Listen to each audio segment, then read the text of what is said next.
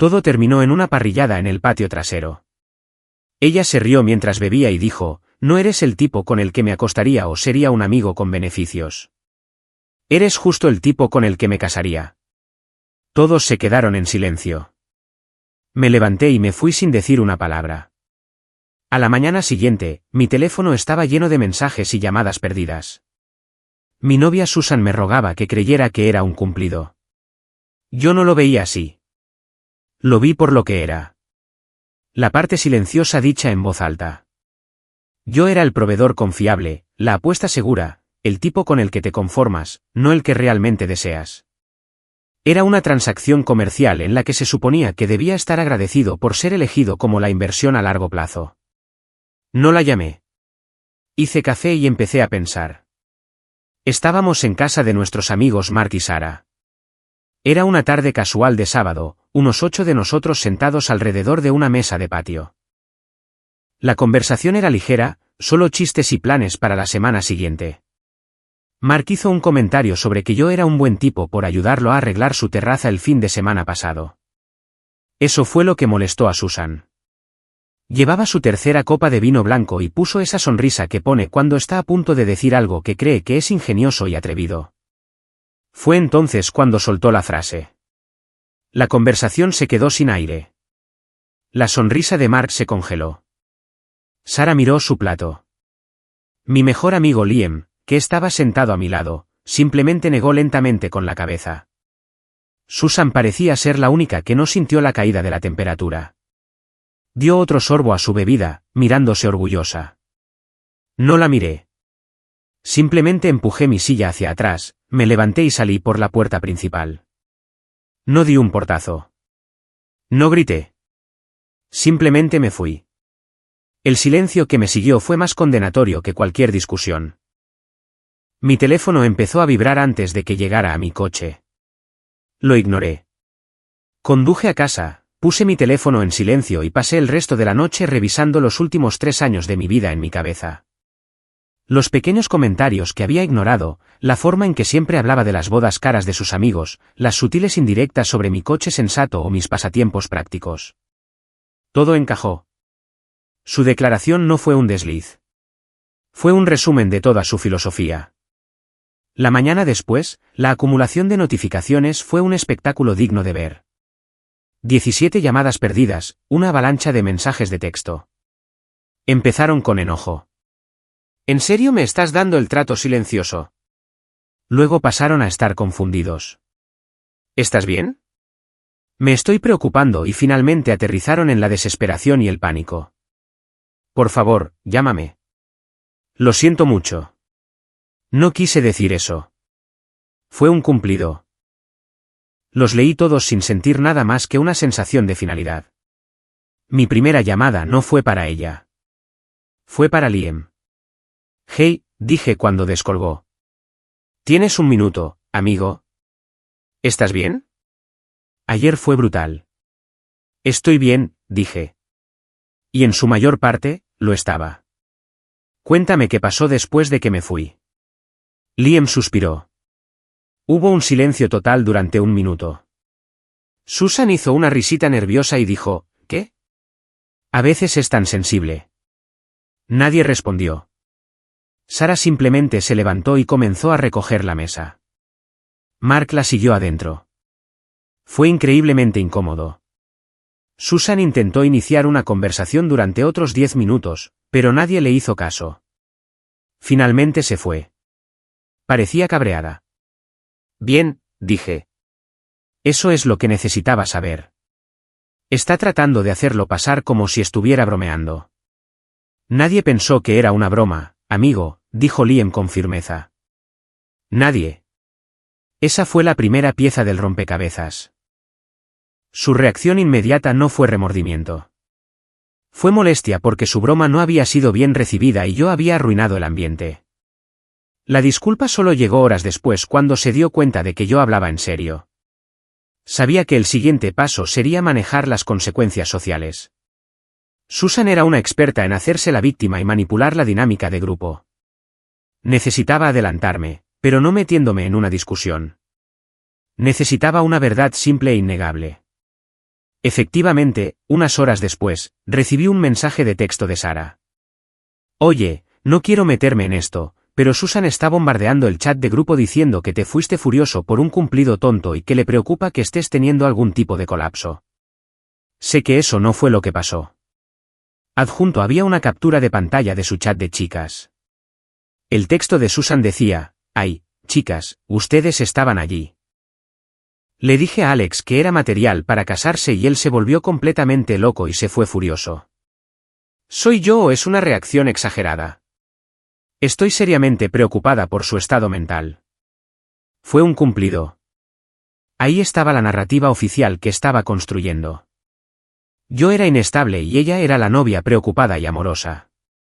Le respondí a Sara. Gracias por esto. ¿Puedes hacerme un favor? Solo agrégamelo al chat principal por un minuto. No voy a empezar una pelea. Ella estuvo de acuerdo. Un momento después, mi teléfono vibró con la notificación. Vi que el mensaje más reciente de Susan era otro expresando su preocupación. Esperé un momento. Luego publiqué un único mensaje. Escribí para aclarar a todos. Lo que Susan dijo fue, no eres el tipo con el que me acostaría o sería un amigo con beneficios. Eres justo el tipo con el que me casaría. No soy inestable y no me sentí halagado. Me estoy tomando un espacio. Agradecería que todos lo respetaran. No hice juicios de valor. No añadí ninguna emoción. Simplemente puse la cita directa, la que todos en la barbacoa habían escuchado, al descubierto. El chat, que había estado activo con las amigas de Susan, ofreciéndole su simpatía, se quedó completamente en silencio. Al citarla directamente, había neutralizado por completo su versión. Su versión sonaba plausible. Mi versión, la versión real, era indefendible. Nadie podía convertir esa cita en un cumplido. Susan inmediatamente comenzó a escribir, los 3 pequeños puntos aparecían y desaparecían. Podía imaginarla buscando desesperadamente una forma de reinterpretarlo. Antes de que pudiera publicar lo que fuera que se le ocurriera, le pedí a Sara que me sacara del chat. Ya había dicho lo que tenía que decir. Los hechos estaban sobre la mesa. No necesitaba estar allí para el debate. Mi teléfono estuvo en silencio el resto del día. El fuego social había sido apagado con un solo cubo de fría y dura verdad. Pero esto era solo el principio. El siguiente problema era mucho más tangible y mucho más costoso. El problema era Italia. Durante el último año, Susan y yo habíamos estado planeando un viaje de 2 semanas a Italia. Era el viaje de sus sueños. Se suponía que iríamos en 6 semanas. Siendo yo el planificador en la relación, me había encargado de todas las reservas, los vuelos de Nueva York a Roma, los billetes de tren, los hoteles en Florencia y Venecia, el tour por el Coliseo, la clase de cocina en la Toscana, todo. Y lo había reservado todo con mi tarjeta de crédito de viaje principal para maximizar los puntos. El total ascendía a poco más de $8.000. Su parte era de aproximadamente $4.000. Me había estado pagando a plazos lo que podía ahorrar de sus cheques de pago. Hablaba mucho de dinero, pero sus hábitos de gasto eran un desastre. Un rápido chequeo de mis registros mostró que me había pagado $1.500. Todavía me debía $2.500. Ahora, con nosotros separados, el viaje obviamente no iba a ocurrir, pero una parte significativa de las reservas no eran reembolsables. Los vuelos tenían una enorme tarifa de cancelación y 2 de los 3 hoteles estaban prepagados sin opción de reembolso. Pasé la tarde del martes revisando cada correo electrónico de confirmación de reserva. Resalté cada política de cancelación, cada partida que decía no reembolsable y cada tabla de tarifas. Creé una hoja de cálculo. Tenía 3 columnas, reserva, costo total y monto no reembolsable. La rellené meticulosamente. La parte total no reembolsable del viaje ascendía a $5.800. Mi posición era simple. Estaba dispuesto a asumir mi mitad de la pérdida. Eso eran mis $2.900 perdidos. Fue una lección cara, pero estaba bien. Sin embargo, no iba a asumir su mitad. Ella era responsable de su parte de los costos no reembolsables, lo que significaba que todavía me debía los $2.500 restantes de su mitad, más los $400 adicionales para cubrir su parte de los costos irrecuperables. $2.900 de ella, $2.500. Así que, me debía un total de $2.900. Los mensajes de texto estaban descartados. Esto necesitaba ser formal. Compuse un nuevo correo electrónico. El asunto era claro e impersonal: cancelación y reembolso final del viaje a Italia. Reserva refit 2025. El cuerpo del correo era educado pero firme. Susan, tras el fin de nuestra relación, he iniciado el proceso de cancelación de nuestro viaje planeado a Italia. Dado que muchas de nuestras reservas no eran reembolsables o conllevaban importantes gastos de cancelación, he creado un resumen de las pérdidas financieras. Adjunto encontrarás una hoja de cálculo que detalla cada reserva, su costo total y su parte no reembolsable.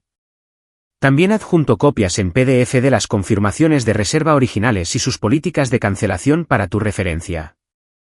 El costo total no reembolsable del viaje es de $5.800. Mi parte de esta pérdida es de $2.900, lo cual acepto. Tu parte también es de $2.900. Según mis registros, has pagado $1.500 de tu parte total de $4.000 del viaje. El saldo restante que debías era de $2.500. Esto significa que sigues siendo responsable de tu parte completa de los costos no reembolsables. Por favor, ingresa el saldo final de $2.900 en mi cuenta mediante transferencia bancaria antes del 9 de octubre de 2025, 30 días a partir de la fecha de este correo electrónico. Si esto te supone una dificultad económica, estoy dispuesto a discutir un plan de pago razonable. Se trata de un asunto puramente financiero que deseo resolver amistosamente. Toda la correspondencia futura sobre este tema debe ser a través de este hilo de correo electrónico para nuestros registros. Atentamente le di a enviar. Luego entré en el portal de mi tarjeta de crédito y comencé el proceso de cancelación de todo lo que era reembolsable. Recuperé unos $2.200 inmediatamente. El resto se había ido. La respuesta de Susan no fue un correo electrónico. Una hora después de enviar mi mensaje, mi teléfono estalló. Una serie de llamadas, una tras otra, que ignoré. Luego llegaron los mensajes de voz. El primero era pura rabia. ¿Cómo te atreves?, gritó por teléfono. Me estás robando. Ese es nuestro viaje. No puedes simplemente cancelarlo y enviarme una factura como si fuera un usurero. Esto es completamente una locura, Alex. Has perdido la cabeza. El segundo mensaje de voz fue lloroso. No puedo creer que seas tan cruel. ¿No sabes cuánto significaba ese viaje para mí? ¿Para nosotros? Estás tirando todo por un comentario estúpido. No tengo $3.000, Alex. ¿Estás tratando de arruinar mi vida? Los escuché ambos y luego los borré. Esperé un día, dándole tiempo para procesar que sus arrebatos emocionales no iban a funcionar. Cuando aún no había recibido un correo electrónico, le envié uno final corto. Asunto: recancelación y reembolso final del viaje a Italia. Reserva refit 2025. Susan, según mi correo electrónico anterior, toda comunicación sobre este asunto debe ser por escrito. No he recibido una respuesta con respecto al saldo pendiente de $2.900. Por favor, confirma a finales de esta semana si tienes intención de pagar el saldo o si quieres discutir un plan de pago.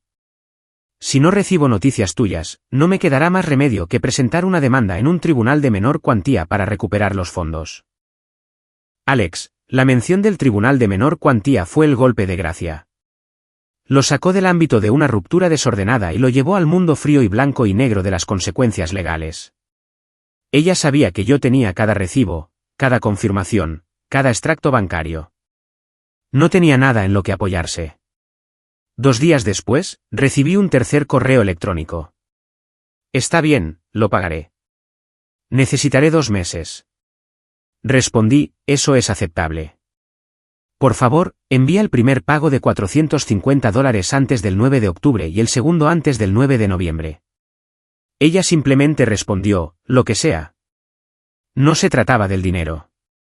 No realmente. Se trataba de la responsabilidad. Ella había tratado nuestra relación como una cuestión de conveniencia y seguridad. Yo ahora estaba tratando las consecuencias financieras con el mismo desapego impersonal. Esto era simplemente un negocio. Con los incendios sociales y financieros resueltos, esperaba que las cosas se calmaran. Durante las primeras semanas, así fue. Bloqueé su número, pero mantuve su correo electrónico desbloqueado para nuestra correspondencia financiera. Empecé a retomar mi propia vida, yendo al gimnasio, viendo amigos y disfrutando de la falta de drama. Liam y yo nos fuimos de camping un fin de semana. Se sentía bien volver a respirar mi propio aire. Pero Susan no había terminado. Habiendo fallado en obtener una reacción de mí directamente y habiendo sido rechazada por nuestros amigos, recurrió al último recurso, mi familia. Mi madre, Brenda, siempre había tenido debilidad por Susan. La veía como una mujer vivaz y ambiciosa que era buena para su hijo tranquilo y reservado. Susan lo sabía y cultivó la relación, siempre recordando el cumpleaños de mi madre, preguntando por su jardín y en general, interpretando el papel de la nuera perfecta. Recibí la llamada de mi madre un domingo por la noche. Alex, cariño, acabo de recibir la llamada más angustiosa de Susan, comenzó, su voz teñida de preocupación. Estaba llorando. Dijo que ustedes dos tuvieron una pelea y que la has estado ignorando por completo. Está muy preocupada. Suspiré. Había estado posponiendo esta conversación, pero sabía que era inevitable. Mamá, no peleamos. Rompimos. ¿Rompieron por qué? Susan dijo que te enojaste por algo, dijo, pero se siente terrible al respecto. ¿No pueden ustedes dos simplemente hablarlo? Han estado juntos durante 3 años. Sabía que tenía que ser directo. Las explicaciones vagas solo le darían a Susan una oportunidad para manipular la situación. Mamá, estábamos en la barbacoa de Mark y Sarah con 6 de nuestros amigos más cercanos. Susan, después de unas copas, anunció a todos que yo no era el tipo de hombre que ella desearía o con el que se divertiría, pero que era el tipo con el que se casaría. Lo dijo como si estuviera felicitando a un lavavajillas por ser confiable. Hubo silencio al otro lado de la línea. Oh, dijo mi madre, su voz mucho más pequeña ahora. ¿Ella? ¿Ella dijo eso delante de la gente? Sí, dije. Y cuando me fui, en lugar de arrepentirse, se enojó conmigo por montar una escena. Sus disculpas solo llegaron cuando se dio cuenta de que realmente había terminado. Nunca se trató de mis sentimientos. Se trató de que ella perdía su inversión. Luego le reenvié la cadena de correos electrónicos sobre el viaje a Italia. Solo añadí una línea. Así es como estoy manejando las finanzas. Creo que es justo. Mi madre leyó los correos electrónicos mientras estábamos al teléfono. Pude escuchar sus tranquilos clics. Dios mío, dijo finalmente. Todo esto es muy profesional y ella te debe tanto dinero. Sí. Y ella ha accedido a pagarlo. Mamá, necesito que me hagas un favor. Necesito que te mantengas al margen de esto, por favor. Susan va a intentar usarte para llegar a mí. No la dejes. Si llama, dile que es asunto nuestro y que no quieres involucrarte. Mi madre dudó, pero accedió. ¿Está bien, cariño? Si eso es lo que quieres. Siento que esto esté pasando. Pensé que sería el final. No lo fue. Susan, rechazada por mi madre, probó con otro enfoque. Intentó colarse en un evento familiar. Mi prima Jessica iba a celebrar su fiesta de compromiso en unas semanas. Era un gran evento con catering en una sala de eventos local. Sabía que Susan lo había estado esperando con impaciencia, principalmente para presumir y establecer contactos con mi familia extendida, algunos de los cuales son bastante exitosos. Después de que rompimos, mi tía, que era la anfitriona, llamó para confirmar mi asistencia y preguntó suavemente si traería a un acompañante, una clara señal de que Susan no estaba invitada. Le dije que iría solo. Mientras tanto, había sucedido algo inesperado. Una mujer que conocía de mi club de senderismo, Megan, me había invitado a tomar un café. Habíamos sido conocidos amigables durante un tiempo. Era una arquitecta paisajista, inteligente, divertida y refrescantemente sencilla. Salimos y fue fácil. Hablamos durante 3 horas. No había pretensiones, ni segundas intenciones. Salimos de nuevo la semana siguiente. Era nuevo y no buscaba nada serio, pero era agradable. Era lo opuesto a mi relación con Susan. La noche de la fiesta de compromiso, me sentía bien. Llevaba un traje nuevo. Acababa de tener una gran semana en el trabajo, y el drama con Susan se sentía como si finalmente hubiera quedado atrás. Estaba de pie junto a la barra hablando con mi tío cuando la vi. Susan se había colado en la fiesta. Debió haber entrado como si perteneciera allí. Llevaba un impresionante y caro vestido rojo, claramente elegido para hacer una declaración. Me localizó inmediatamente y empezó a caminar hacia mí, con una expresión decidida en su rostro. Alex, dijo, su voz lo suficientemente alta como para que una docena de personas giraran la cabeza. Necesitamos hablar ahora. Mi tío la miró a ella y luego a mí, confundido. Susan, ¿qué haces aquí? Estoy aquí para hablar con mi novio, dijo, mirándome directamente, ignorando por completo a mi tío. Ya no estamos juntos, Susan, dije, manteniendo la voz baja. Y no estabas invitada. Tienes que irte. No me iré hasta que hables conmigo, insistió, acercándose. No puedes tirar 3 años de nuestras vidas por un pequeño comentario. Me debes una explicación. El derecho era asombroso. Estaba montando una escena en la fiesta de mi prima, exigiendo mi atención como si fuera su derecho. Antes de que pudiera decir algo más, otra voz intervino con calma y claridad. Disculpa, creo que tienes a la persona equivocada. Era Megan. Ni siquiera la había visto llegar.